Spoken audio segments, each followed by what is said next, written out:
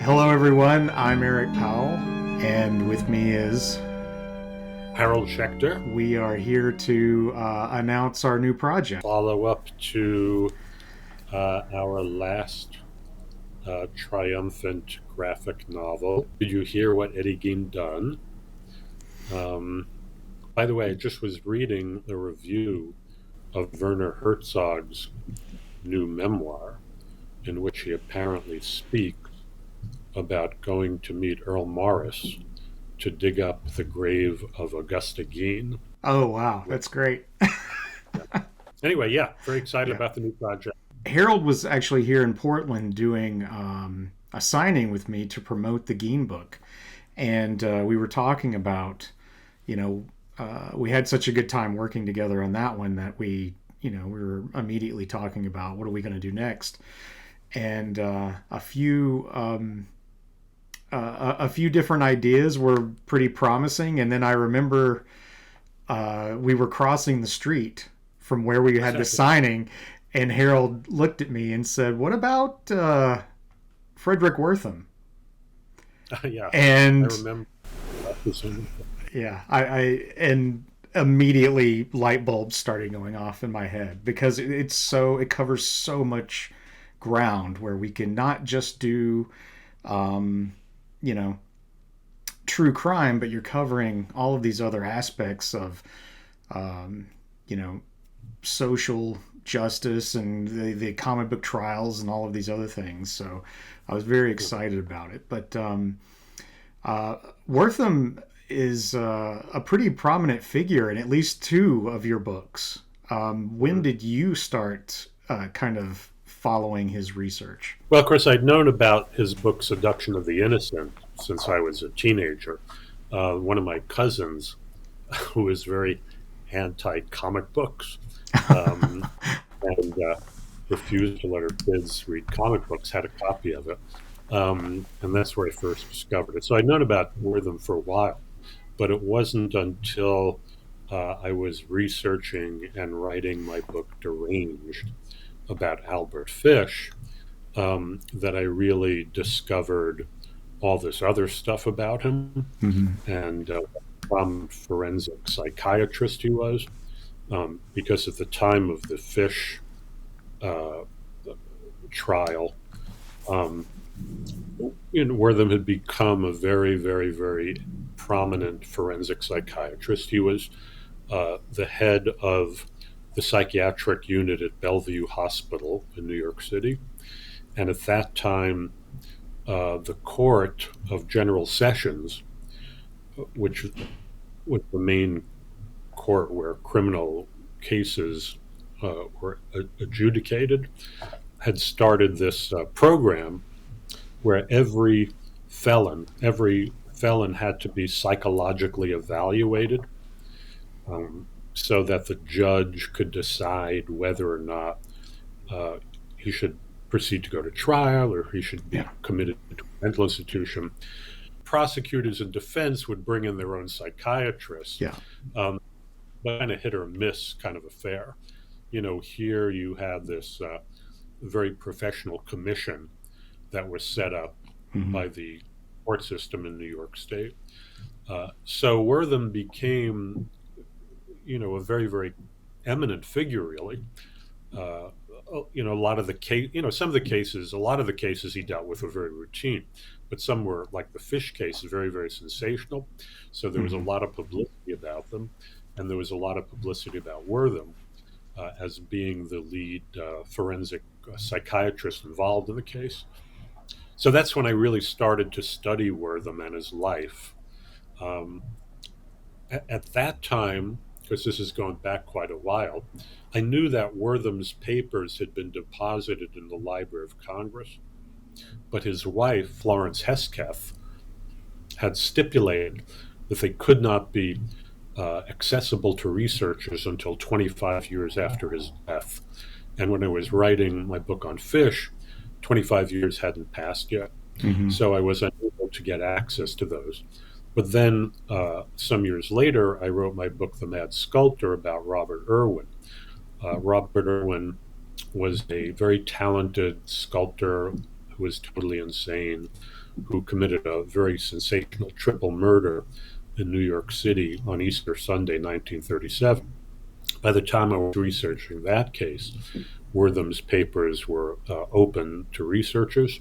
So I went down to the Library of Congress, did a lot of research. Again, just found that Wertham was this extraordinarily interesting individual. Mm-hmm. Again, I had originally known him just as his boogeyman, who had almost a comic book industry business. Right. So after I wrote that book, I was thinking, it might be interesting to do a biography of Wertham. Mm-hmm. But then, other things intervened. I put that aside. And then walking across the street with Eric, batting around ideas, the Wertham idea came to me. So to do it as a graphic novel just seems like such an interesting, maybe something he wouldn't have approved of, but I have to ask you though, he with his preoccupation with comic books, and particularly he had a problem with violence towards the eye. How do you think he would feel about a biographer or a co-biographer who has a character whose catchphrase is "knife to the eye"? Yeah. Well, the thing about Wertham was he was first of all, he was kind of a utopian person. He believed that violence was not an innate instinct in the human species, and that it could ultimately be eliminated. He felt that you had to look at all these social and environmental causes which turned people into murderers. Mm-hmm. So his interest in comic books, this was going on in the 1950s when there was a moral panic in America over juvenile delinquency. And Wertham became convinced that all of these crime and horror comics at the time were having a very, very unhealthy impact on young people and were a contributing factor towards juvenile delinquency. It's interesting you talk about his view. It really was, he thought we could, which seems kind of juvenile at this point, that we could build a utopian society if we just removed these violent elements. But a lot of your work seems to deal with that violence and its impact on society and how we absorb that, all the way from your Savage Pastimes book that looks at this type of thing, like violence and entertainment. One of the themes that you bring up a lot, which I love, is you love to dispel the myth of the good old days when it comes to violence in society, because there seems to be this myth that's always perpetuated, like things were better, but they, people have always kind of been this way. Oh yeah. Well, I mean, we belong. Unlike Wertham, I feel strongly that we belong to an innately violent species. Freud said, Homo lupus homini, man is wolf to man. You just have to look around the world. He said, who can deny it? Mm-hmm. So, I believe we have evolved from, an extremely violent primate progenitors. As a lot of people know, we share more DNA with chimpanzees than chimpanzees do with gorillas, and chimpanzees are insanely violent creatures. Commit acts that have been compared to the acts of serial murderers in terms of cannibalism and vampirism, and just the way they will completely maim and maul and dismember some other chimpanzee that's wandered onto their territory. So yeah, I believe we're very innately violent, and that one of the functions of not just popular entertainment, but high art as well, is to allow us to vicariously ventilate these violent impulses.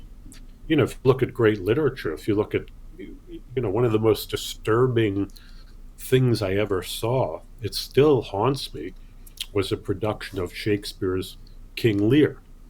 There's a scene in King Lear in which this character, whose name I haven't seen in a moment, one of Lear's advisors, has his eyes plucked out by his own son-in-law. And the way they would do that, in Shakespeare's time, is they would have like an actual sheep's eyeball or something. Oh, you know, and when I saw that, on stage, this is going back quite a ways. It was horrifying. Shakespeare's stuff is full of incredible violence. I was just reading a new translation of the Iliad. The scenes of warfare and the gore and the mutilation. So, art, both high and low, one of its functions is to allow civilized, law-abiding, moral citizens to ventilate these innately violent impulses. And the book that you mentioned, Savage Pastimes, which was written at the height of this hysteria that was being fanned. I forget Al Gore's wife's name. Oh, Tipper. She came out. Tipper Gore. Yeah. This crusade against violence, in pop culture. So what I did in Savage Pastime was point out that popular culture has always been incredibly violent, that it used to, in fact, in many ways, could be seen as much more violent than the popular art today. Part of the problem is people look back on it and say, oh, they'll look back on the Westerns that I grew up with in the 1950s and say, oh, well, how can you compare that to the latest John Woo movie, in terms of the gunplay? But the point is, in 1950s, especially if you were a kid, it had the same impact on you, that somebody watching a John Woo movie would experience today. You know what I mean? If you look at, there were like 37 Westerns on primetime TV, back in the 1950s, and they were all fetishizing gunplay. Right. Gunsmoke, Have Gun Will Travel, Colt 45, The Rifleman. As kids, all we did was run around and shoot each other. I mean, really. Yeah. And it didn't do us, well, I was going to say it didn't do us any harm.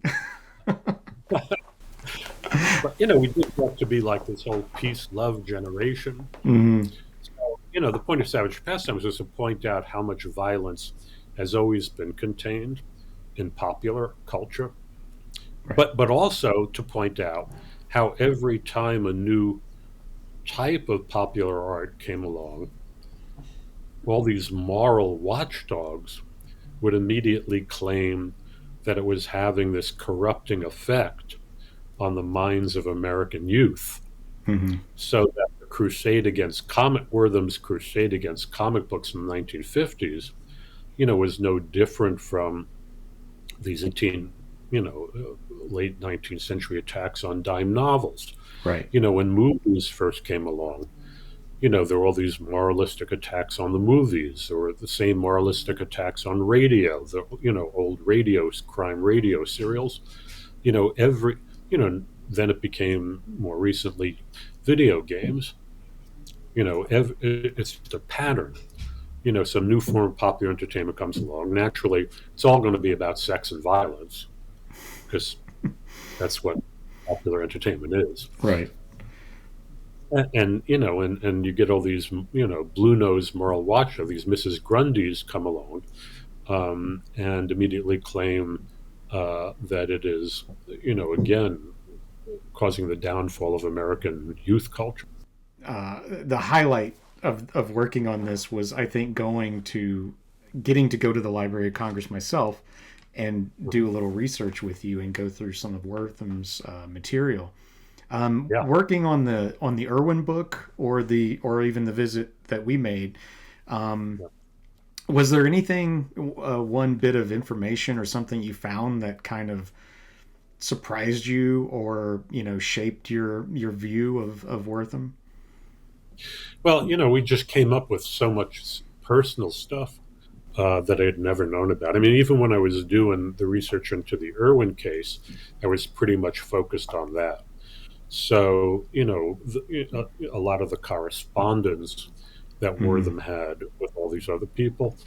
We also found photographs of his, Mm-hmm. from his early life. Um, as you know, because I had you take a picture of me with it, the actual original X-ray of Yeah, Albert Fish's pelvic region. right. With the Yeah, needles. Yeah. with Which I needles. think we have to put in the back of the book. Yeah, yeah. I think No, it I'm has to go holding. in It there. turns out like Yeah. a, it's. I always just thought it would be like a little X-ray, the kind you Yeah. see on an X-ray screen. It's like a whole body thing. But the I picture, I'm like, totally matches my body. yeah. I gasped. I remember when we opened that folder and it was sitting there. I remember like actually gasped. I was like, "Oh my Yeah, god, there's the X-ray." yeah.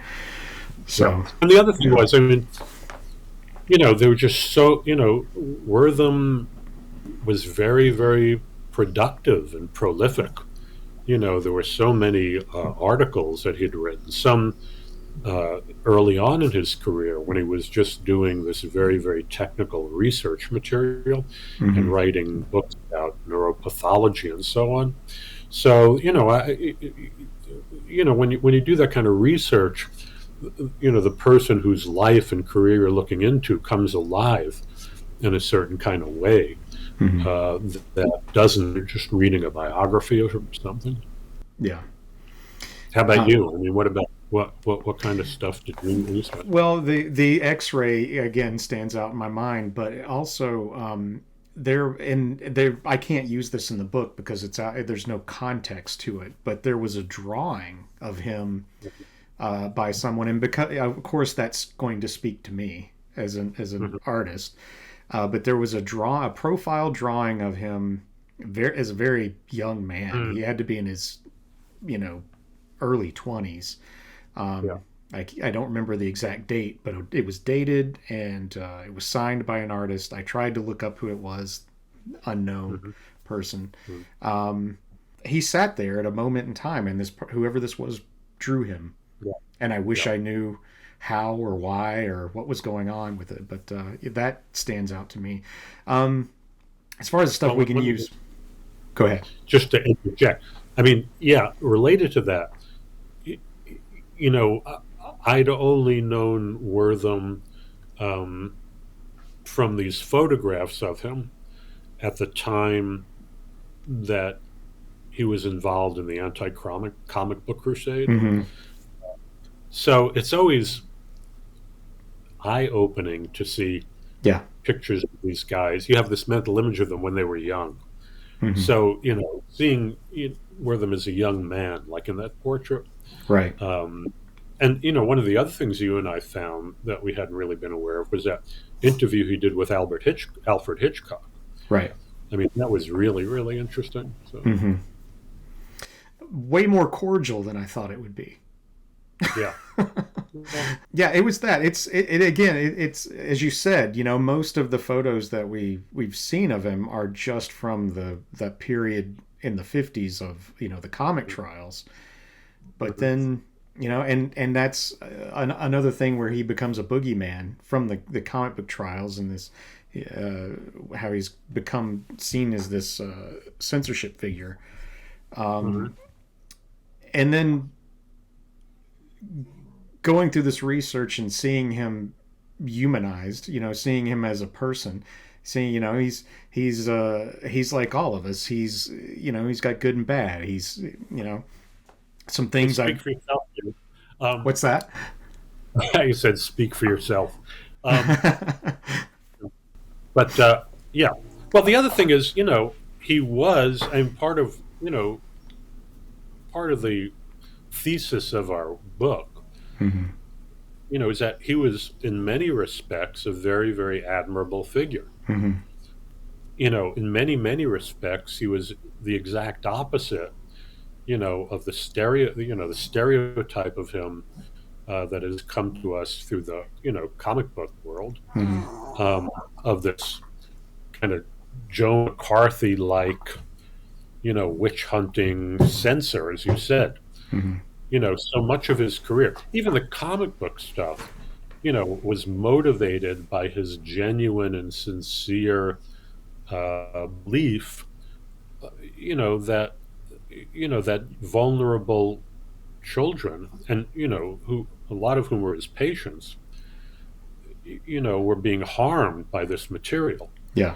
It wasn't like, in a way, it wasn't, you know, again, like a lot of blue noses, they'll look at something and they'll be so offended by it, partly because it undoubtedly stimulates stuff in them they don't want Hmm. to, you know what I mean? Yeah. But even Wortham, it had to do with his concern over the mental and emotional well-being, Hmm. of youngsters. And he Yeah. just felt these things were hurting them. And Hmm. again, the context is that whole moral panic over juvenile delinquency, so you have to put it Right. in that context. But in Yeah. so many other respects, as you say, yeah, complex man, um, things about him certainly open to question, things about his theories, again, things about this crusade. Ultimately, most people, even those sympathetic to him, feel that anti-comic crusade was very misguided. Hmm. I mean, like, even at the time, there were a lot of people very critical of it. Yeah. On the other hand, in many, many ways, a very humane, enlightened, Hmm. admirable person. Yeah. I don't want to get too far into it because it is in our book and we want people to Yeah, read it. But yeah, his work on civil rights. I mean, you can't deny that was a very noble yeah, pursuit of his. The comic book crusade uh, yeah. definitely has taken away from Hmm. him being seen historically as this champion of civil rights. Yeah, well, another thing, we found that was very, very eye-opening, were like letters from Thurgood Marshall, Hmm. thanking him, for his activities on behalf of school integration. Hmm. And then again, I don't know how much you want to get into it, but then there's that whole, clinic that he opened in Harlem, Right. with participation of Richard Wright and Ralph Ellison. Hmm. That was, really groundbreaking, particularly for the time in which he did it. Yeah, I definitely have as a cartoonist. I definitely have conflicting feelings, especially when so many of the I'm a fan of so many of the artists that were working in the 50s, Mhm. and to hear their you know some of the hardships that they went through because of it. Um, Mhm. but yeah, even I. And I know when people hear I'm doing a book on Wertham, they're just going to think it's a complete smear campaign. But as I did with the Gein book, I can find sympathy for the person, Mhm. even Mhm. beyond the.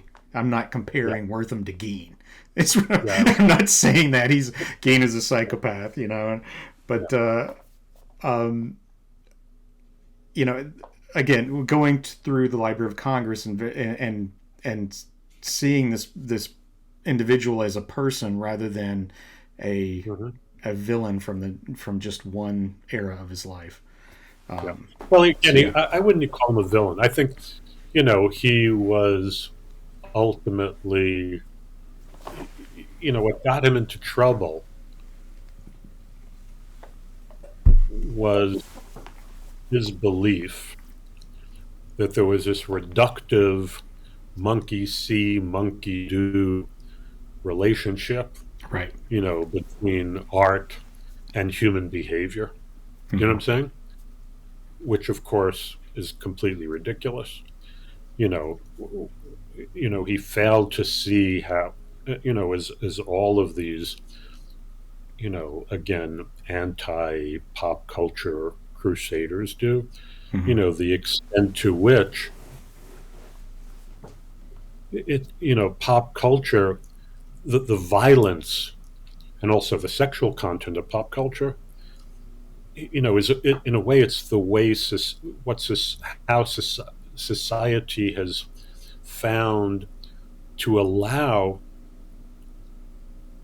normal, well, moral, law-abiding, God-fearing citizens to ventilate their most forbidden impulses, ones that they themselves are not even aware of. In other words, that this violent material actually serves a very positive social function. And again, Wertham, partly because I think he drifted away from Freudian theory, came to see again that there was this kind of simplistic, as I said, monkey see, monkey do kind of relationship, between what a young person might read and how he might behave. So, Mm-hmm. One other thing I want to touch on before I let you go. The his involvement with fish, of course, fish is one of the maybe the most disturbing serial killer case. So mhm. obviously his connection with that is going to be played up with people. But I've found his relationship with Irwin to be like really fascinating because it was so personal. I mean, they had a legitimate friendship, Yeah. at least on Irwin's Well, side of it. yes. Well, again, Wortham certainly did not in any way minimize Irwin's mental health issues or his potential for violence. But at the same time, he saw him in a more fully rounded way, not just as this mad sculptor of the tabloids. Mm-hmm. Irwin was, in fact, a human being who, he was very intelligent, he was capable of great charm, he was a very talented artist, which was very important in terms of Wortham, because Wortham's own wife, Florence Hesketh, was a very, very uh, talented and even celebrated sculptor. So that was one of the reasons he was fascinated by Irwin. So yeah, I mean he treated Irwin as a sympathetic human being. I wouldn't say you know yes, and to some extent friendship, but I mean at the same time always aware Yeah, that he deserved to be locked up forever.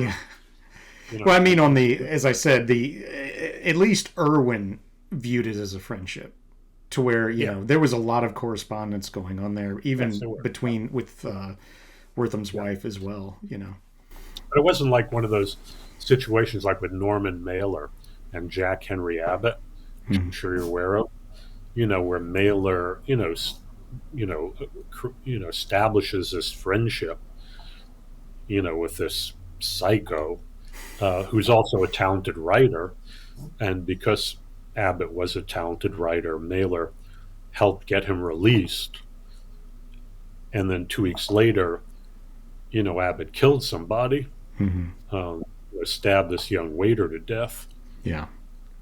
So it wasn't like Wortham was again blinded to the danger that Mm-hmm. Irwin represented, or would have made any effort at all, to get him paroled. Oh, right. Well, thanks, man, for taking the time to do this, and I hope everyone enjoys the book when they get their hands Yes, on it. yeah. Well, I can't see how they wouldn't. Yeah. Anyway,